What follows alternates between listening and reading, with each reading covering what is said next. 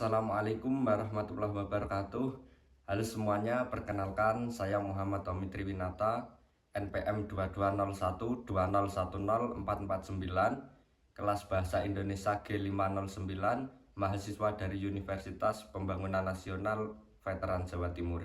Pada kesempatan kali ini saya akan membahas materi mengenai analisis kesalahan berbahasa Indonesia yang sering kita temui dalam kehidupan sehari-hari, khususnya pada media seperti spanduk, kemasan produk, dan tulisan umum lainnya.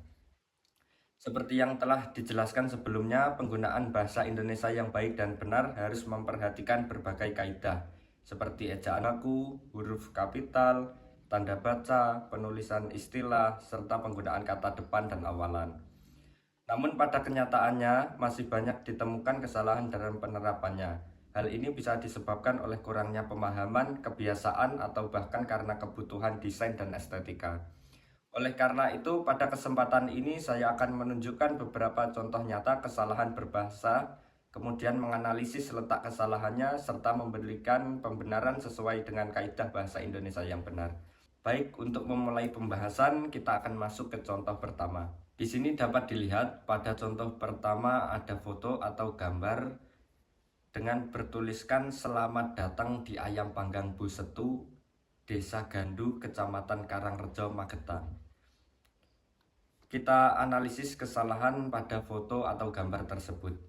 Yang pertama adalah huruf kapital. Penggunaan huruf kapital di teks ini tidak sesuai aturan atau salah karena dipakai berlebihan, tapi masih bisa dimaklumi karena tujuannya agar tulisan lebih menarik dan perhatian. Yang kedua ada kata depan di.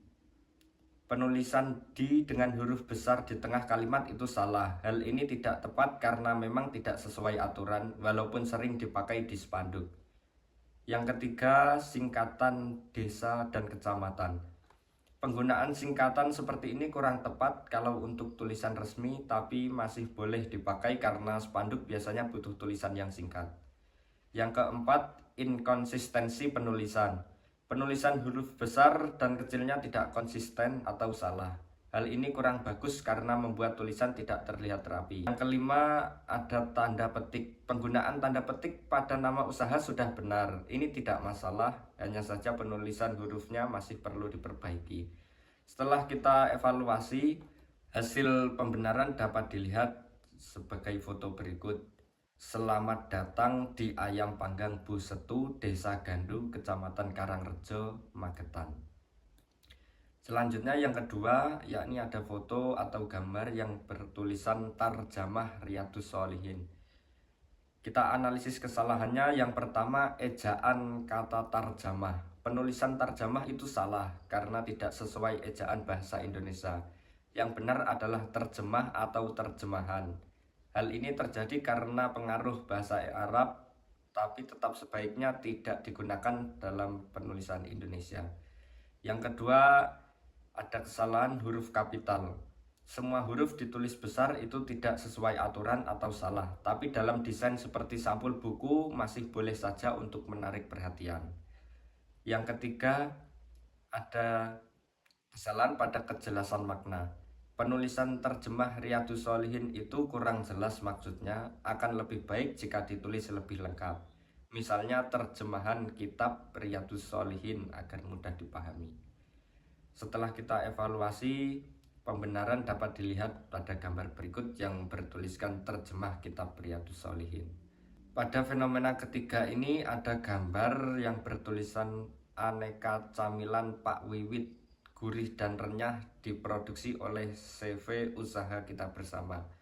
Setelah kita analisis kesalahan, yang pertama ada kesalahan huruf kapital. Penggunaan huruf besar semua itu tidak sesuai aturan atau salah, tapi masih bisa dimaklumi karena untuk menarik perhatian pada kemasan. Yang kedua, penulisan diproduksi. Penulisan kata diproduksi ini salah karena seharusnya digabung menjadi diproduksi tanpa spasi. Ini tidak bisa dibenarkan karena murni kesalahan aturan. Yang ketiga, tanda baca oleh sama dengan.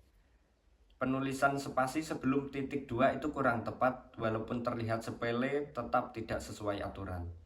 Yang keempat ada simbol dan yang seperti angka 8 berikut.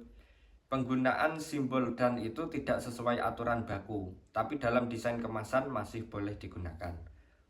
Yang kelima, ada penulisan kata CV titik.